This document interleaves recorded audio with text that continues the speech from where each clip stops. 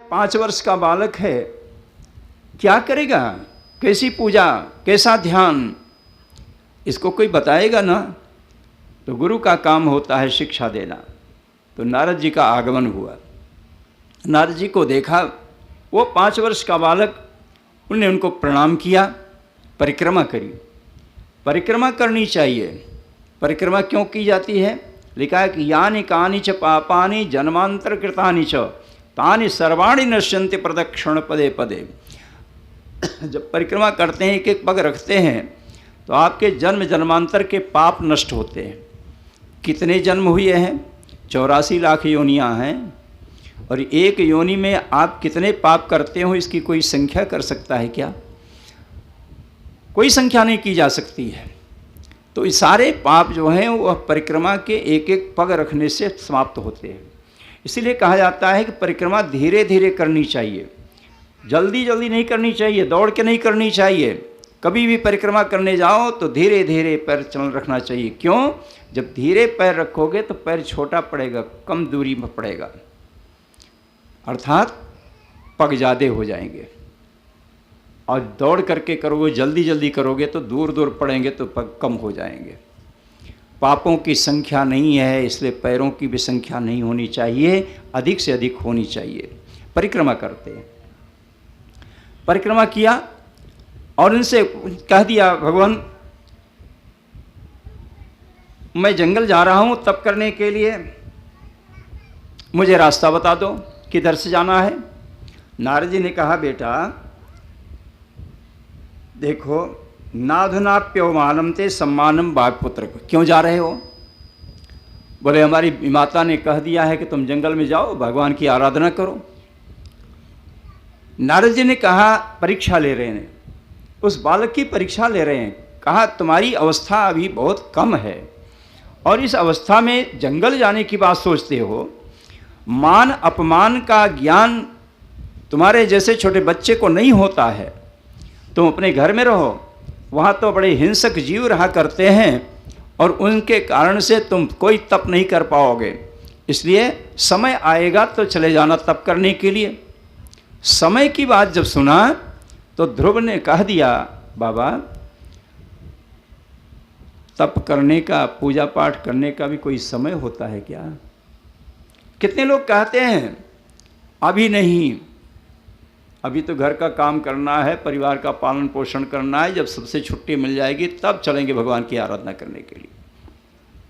कहा जाता है कि गुरु कर लेना चाहिए, दीक्षा ले लेनी चाहिए।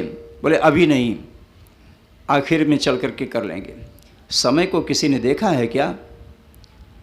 इसलिए कभी यह नहीं सोचना चाहिए कि बाद में करेंगे, जितनी जल्दी हो सके उतनी जल्दी कर लेना चाहिए। इसीलिए ब्राह्मण के लिए यज्ञोपवीत संस्कार का जो समय निर्धारित किया गया है वो 8 वर्ष का है। 8 वर्ष का बालक हो गया तो उसको यज्ञोपवीत संस्कार उसका हो जाना चाहिए।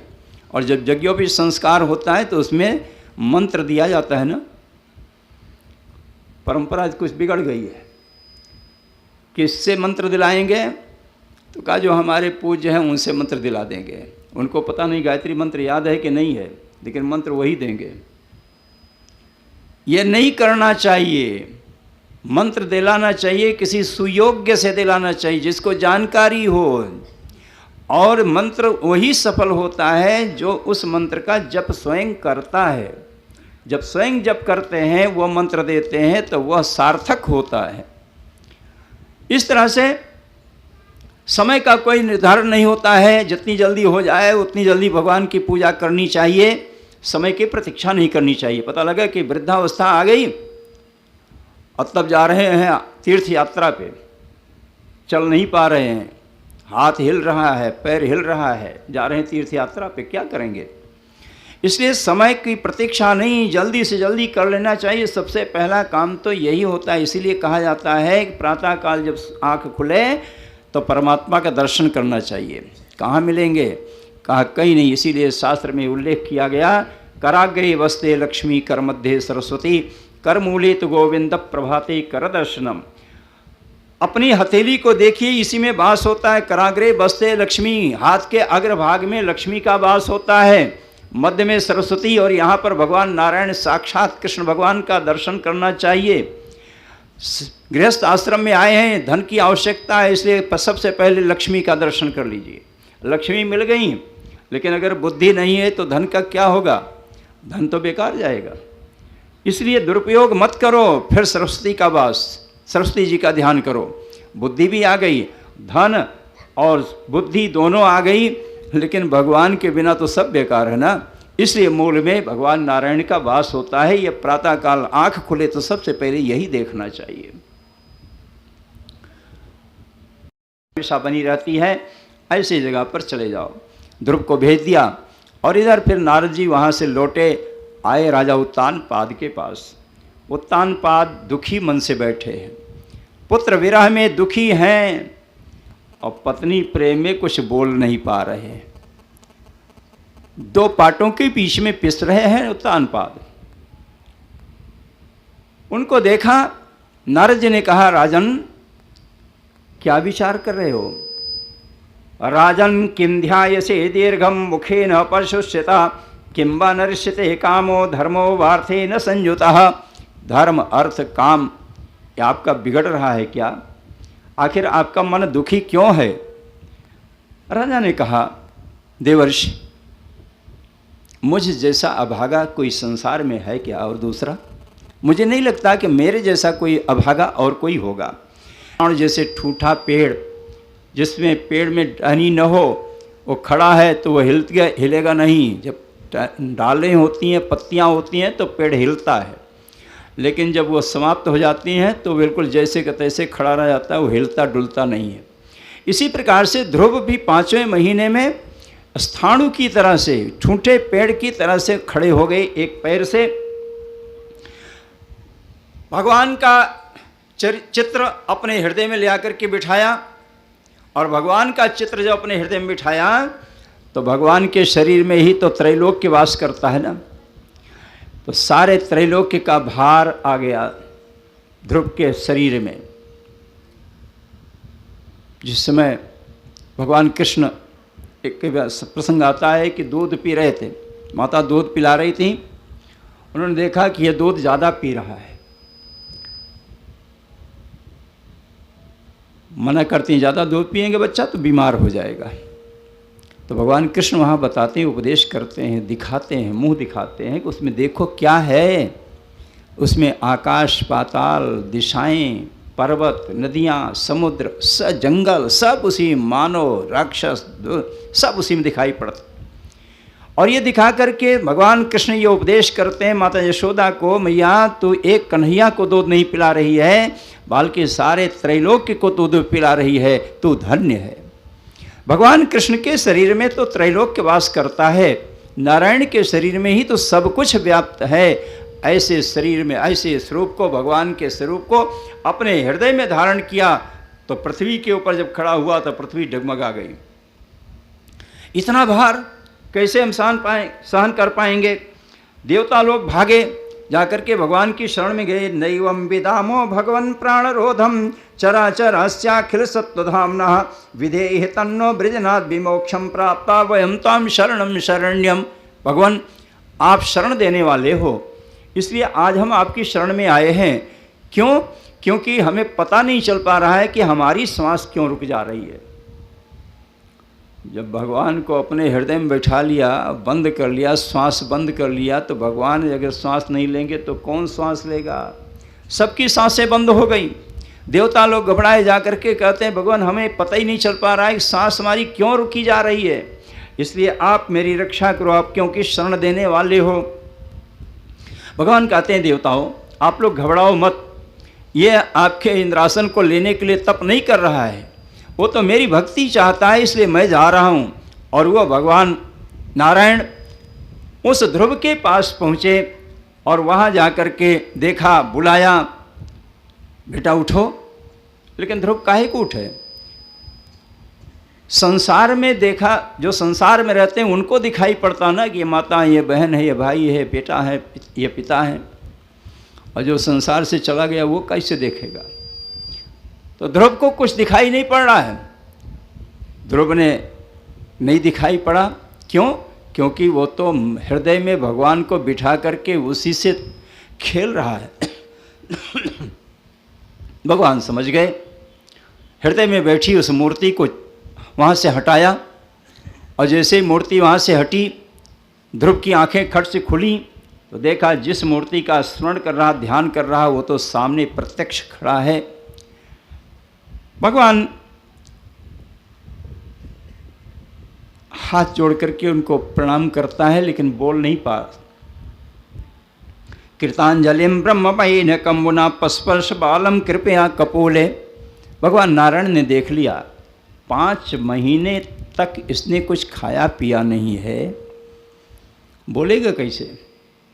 एक दिन किसी को भूखा, एक दिन किसी दिन कह दिया है भैया आज एकादशी का व्रत है, कहेंगे भैया हमारे बस की बात तो नहीं है। भगवान ने कहा देखो बेटा, हम तुम्हारे मन की भावना को जानते हैं, अब तुम बताओ तुम्हें चाहिए क्या, अपने इच्छा अनुसार वरदान मांग लो। ध्रुव ने कहा भगवान मुझे कोई वरदान नहीं चाहिए, आपका दर्शन प्राप्त हो गया यही बहुत है, इसके बाद हमें कुछ नहीं चाहिए। भगवान ने कहा लेकिन मैं आया हूँ, मैं तो जानता हूँ तुम्हारी इच्छा क्या है, मैं ये जानता हूँ। तुम उस सिंहासन पर बैठने की इच्छा लेकर के गए थे, अभी तक पूरी नहीं हुई, और तुम्हारे मन में इच्छा ये पैदा हुई सिंहासन पर बैठने की, पूरी नहीं हुई, मैं जानता हूँ, इसलिए मैं तो तुम्हें वही दूंगा। जाओ, तुम जाओ अपने घर और वहाँ जा कर के तुम राज्य करो, और 1-2 नहीं 36,000 वर्ष तक तुम्हें राज सिंहासन पर बैठने का अधिकार प्राप्त होगा, जाओ। आशीर्वाद दिया। वहाँ से ध्रुव वहाँ से अन्यमनस्क होकर के भगवान को प्रणाम करके भक्ति प्राप्त करके, और एक बात और कहा कि तुम सब लोग इस मृत्युलोक से मर जाते हैं, मृत्युलोक में जो आया उसको एक दिन मरना पड़ता है, लेकिन तुम मरोगे नहीं। तुम्हारे लिए कहा तुम्हारे लिए तो काल आएगा जरूर, लेकिन काल के ऊपर तुम उठ करके चले जाओगे। संसार में एक ही प्राणी, एक ही व्यक्ति हुआ है जो काल के सिर पर पैर रख करके आगे बढ़ा है, वो है ध्रुव। सबको काल अपने वश में पकड़ लेता है, फांस लेता है, लेकिन भगवान इस ध्रुव के लिए जब आया, काल प्रार्थना करता है भगवान राजन आपका समय पूरा हो चुका है, अब आप यहाँ से चलें। तो ध्रुव उसके जैसे ही सिर झुका करके प्रणाम किया, उसके सिर पर पैर रखा और चले गए। क्यों? क्योंकि भगवान नारायण का यही उपदेश है, उन्होंने यही तो उनको दिया था वरदान कि तुम काल के वश में होकर के नहीं, काल से ऊपर उठ करके जाओगे और तुम्हारा एक अलग क्षेत्र होगा, एक अलग ग्रह तुम कहे जाओगे। ध्रुव नक्षत्र एक तारा के रूप में हुआ, जहाँ सप्तर्षि मंडल भी उनकी परिक्रमा करते हैं, प्रतिदिन परिक्रमा करते हैं। विवाह का समय होता है तो विवाह के समय में पंडित जी एक बात बताते हैं, रात्रि का समय है तो ध्रुव का दर्शन कर लो, उन वर वधू दोनों से कहा जाता है। लेकिन अब कौन करेगा? अब ये बना हुआ पंडाल लगा हुआ है, इसमें हम कहें कि ध्रुव का दर्शन कर लो, कौन कहाँ दिखोगे? कोई दिखाई पड़ेगा क्या? विवाह में यही होता है ना, पंडाल बना हुआ है और उसमें कह दिया ध्रुव का दर्शन करो। हम खुद ही नहीं जानते भगवान वो ध्रुव महाराज हैं कहाँ, तो दर्शन क्या कराओगे? तमाम ऐसे लोग हैं जो ध्रुव को जानते ही नहीं हैं कहाँ, लेकिन ध्रुव एक जगह स्थिर है, वो कहीं चलते नहीं है। सारे नक्षत्र जो तारा हैं आकाश में सब चलते हैं, घूमते रहते हैं। सप्तर्षि मंडल जो एक दिखाई पड़ता है, स्पष्ट दिखाई पड़ता है, सब जानते होंगे। 7 ताराएं एक स्थाई होती हैं, चौकोर टेढ़ा मिला करके, वो प्रतिदिन निकलते हैं तो वो घूमते घूमते इधर से उधर चले जाते हैं। लेकिन ध्रुव एक स्थान पर नहीं, क्योंकि ध्रुव है वो तो अटल है, एक ही जगह पे रहने वाला है। वो ध्रुव उत्तर दिशा में होता है और उत्तर दिशा में निवास करने वाला ध्रुव क्यों कहा जाता है? उस वर वधू से दर्शन करो इसलिए कहा जाता है कि आप पति पत्नी के रूप में होने जा रहे हो, तो देख लो ध्रुव को, उनका दर्शन करके अपने मन के अंदर एक भावना जागृत कर लो कि ध्रुव जैसे अटल है, एक जगह पर रहने वाला है, कहीं अलग नहीं होने वाला है। उसी रूप में उसी तरह से तुम्हारे जीवन में ये दोनों जो दाम्पत्य सुख होने जा रहा है, पति पत्नी दो तो हैं शरीर से, लेकिन ध्रुव की तरह से एक हैं, अटल हैं, एक जगह स्थिर रहने वाले हैं। कभी किसी प्रकार से मनमुटाव मत करना, ये उपदेश दिया जाता है। लेकिन ध्रुव का दर्शन नहीं होता है और न कोई सुनना भी नहीं चाहता है।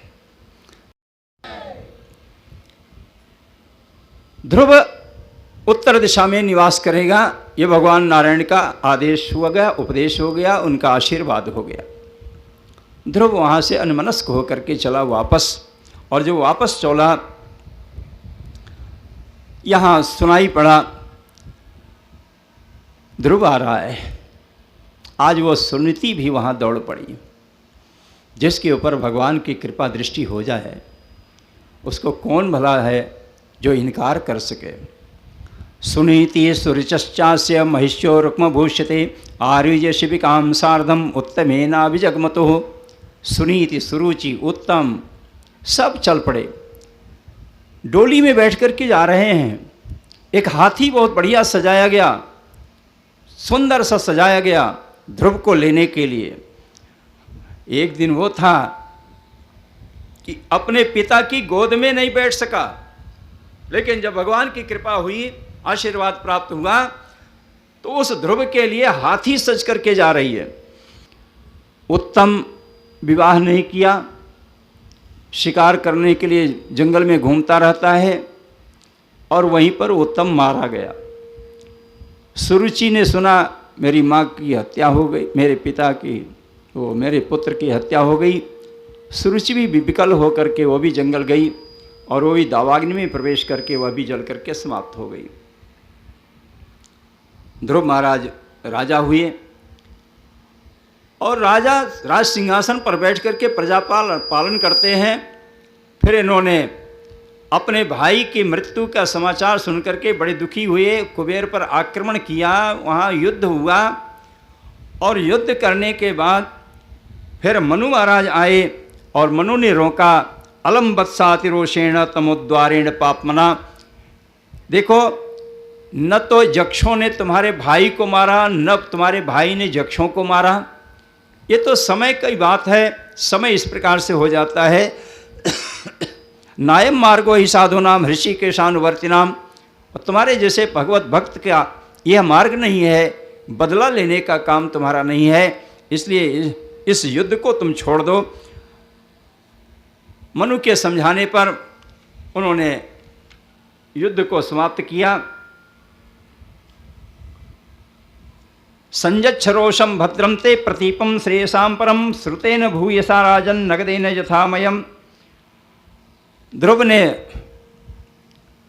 अपने युद्ध को रोका, कुबेर आए, वो भी भगवान उनसे प्रार्थना करते हैं, और इस प्रकार से जैसा कि कहा गया, भगवान ने आशीर्वाद दिया था। खट 63 वर्ष साहस्रम शशास चितिमंडलम भोगई पुण्यक्षम कुर्वन्न भोगई रशुवक्षयम